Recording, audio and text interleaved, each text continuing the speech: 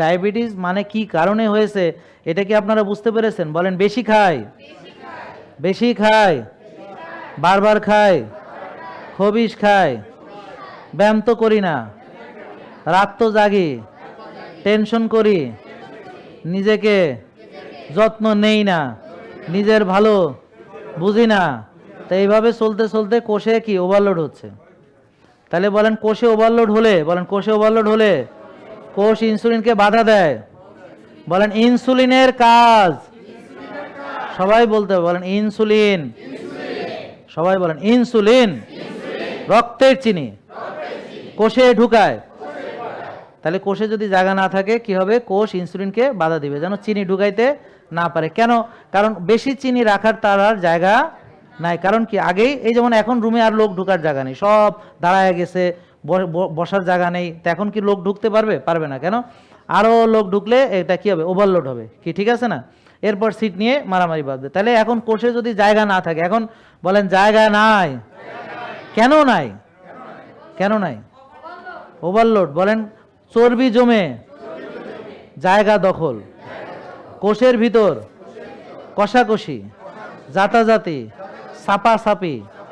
আরও চিনি ঢুকাইলে কি হবে? অবস্থা আরও খারাপ হবে। বেলুন যেমন ফাইটটা যায়, তো কোষও তো ফাইটটা যাবে। এই জন্য সে বাঁচার জন্য কি করবে? সে বলবে না, ব্লক, সব ব্লক, আর কোনো এখানে শক্তি ঢুকতে পারবে না, সে সব ব্লক করে থুয়ে দিচ্ছে। এইটাই ইনসুলিন রেজিস্ট্যান্স। তাহলে এখন ইনসুলিন রেজিস্ট্যান্স হলো ধরেন শুরুতে কিভাবে হলো? ওই যে অনিয়ম করে। কিভাবে হলো? তাহলে আমাদের করতে হবে কি? কোষ খালি করতে হবে। এখন যদি কোষে জায়গা না থাকে তাহলে রক্তের চিনি কোষে ঢুকতে পারছে না। তো আস্তে আস্তে রক্তের চিনি বাড়তে বাড়তে বাড়তে বাড়তে তারপর কি হবে? ডায়াবেটিস। তাহলে কতদিন সময় লাগবে? 10-15 বছর।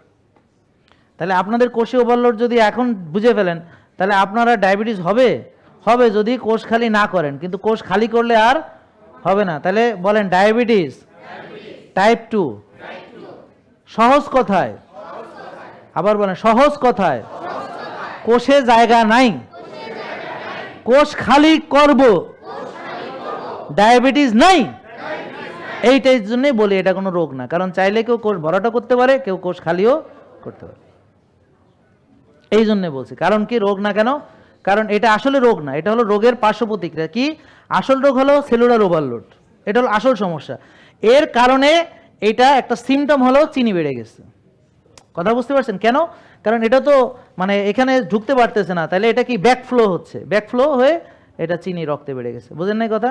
ধরেন আমার এখানে গ্লাসে পানি আছে, হ্যাঁ, তা আমি যদি পানি আরও ঢালি তাহলে উতলায় পড়ে যাবে।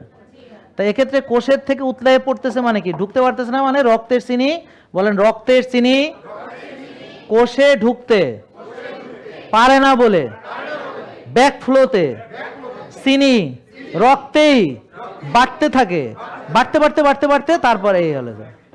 ব্যাপারটা বুঝেন নাই কথা? বাড়তে বাড়তে একদিনে হয় না, অনেক দিন লাগে। কারো 30 বছরে ধরা পড়ে, কারো 35-এ ধরা পড়ে, কারো 25-এ ধরা পড়ে, হ্যাঁ, কারো 22-এ ধরা পড়ে, কারো 55-তে, কারো 60-এ ধরা পড়ে।